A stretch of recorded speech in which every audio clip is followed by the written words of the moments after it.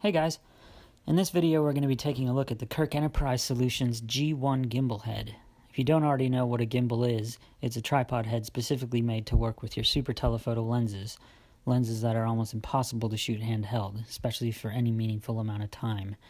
Once mounted to a gimbal head though, even the heaviest of these super telephoto lenses can be adjusted precisely and smoothly while using very little force. Gimbals allow you to move your horizontal and vertical axis concurrently, which is really the key here, because that gives you an almost totally unrestricted movement with your lens. Unlike other tripod heads that are meant to simply support a camera and lock it into a specific position while you take a picture, a gimbal head allows free movement of your camera similar to hand holding. This obviously makes it a super important tool to use when shooting and tracking fast-moving subjects. In this video, we're going to be specifically looking at the Kirk Enterprise Solutions G1 gimbal. I've been using Kirk products for many years, and when they came out with this G1 gimbal, I was super excited to get my hands on it. Put it through its paces already in recent weeks, and unsurprisingly, super impressed with its performance.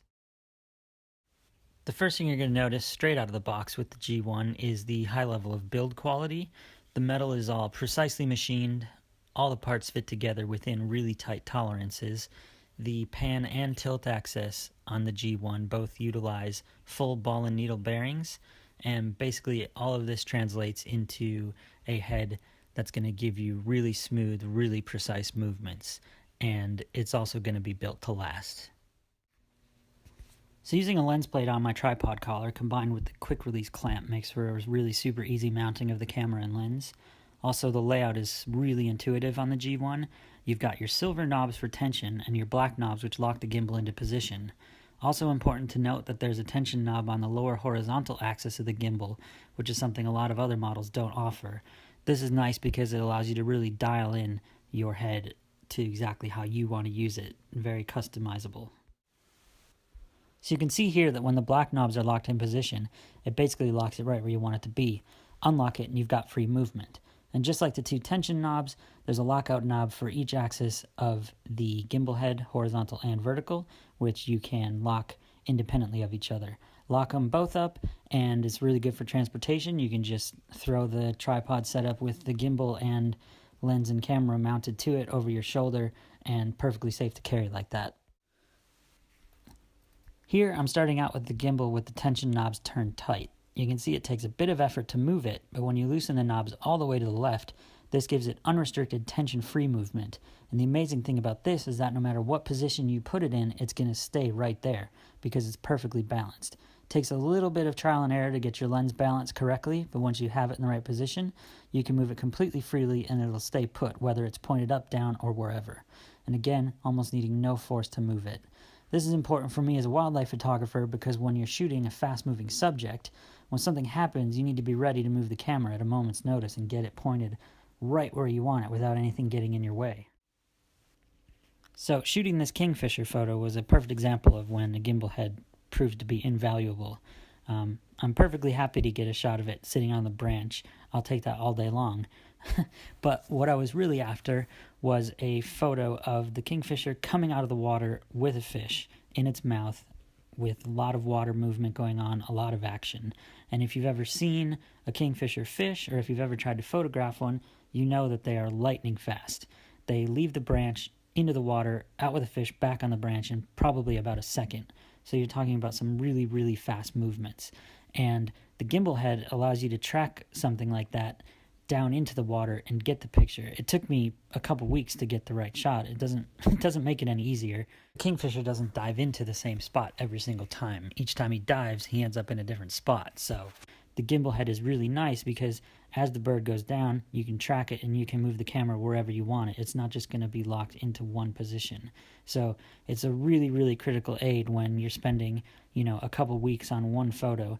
If you just stood out there holding a lens the entire time, I shot this with my 300, and while you can just barely get away with hand holding that, your arms would be pretty much dead after a day of doing that, and I was out there for a few weeks. So this is a good example of the type of thing where a gimbal head can really save you. It's always the cool little details that impress me, and one of my favorite parts of the G1 are the two Allen keys that are hidden cleverly inside the quick release clamp. is great because I'm always finding myself out in the field, and when I need an Allen key, I don't have one. So it's great. And this comes in all the Kirk heads, so the ball heads also have this feature. So it's a great little thing. You don't have to think about it. You've always got an Allen key on you. But the G1 is special because it's able to transform from its full gimbal head to a side mount gimbal. I did a little video here of the transformation. I sped it up to not bore you. I think it took me about a minute to do. But using just the 2 Allen keys and 3 screws, you can transform your full gimbal head into a side mount gimbal. And the reason you'd want to do that is simply to save weight. I think removing those pieces gets rid of close to a pound, maybe a little less. So that comes in really handy when weight is an issue. Maybe you're hiking with the gimbal in your bag. In those situations, every little bit of weight helps. So that's another really cool feature. So now you've got a side mount gimbal, which works the same as the full gimbal, only now your quick release clamp is your vertical axis and your horizontal axis is the same as it was before. And like I just said, this is something you would do for weight saving, also for space saving if space in your bag is limited. But if you're looking to travel light, this is the way to go.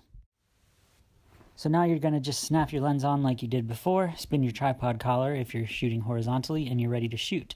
And now you've got a smaller version of the gimbal, which is still really well balanced and still very strong and supportive. So that's a really cool feature that speaks to the thought that went into designing the G1. One more really cool feature of the G1 is that it easily disassembles into 3 pieces. Makes it a lot easier to store, a lot easier to carry, a lot easier to pack.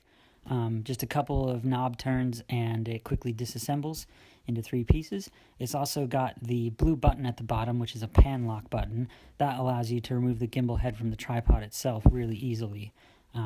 So here you can see I've got the full gimbal broken down into 3 pieces, and just another really cool design feature.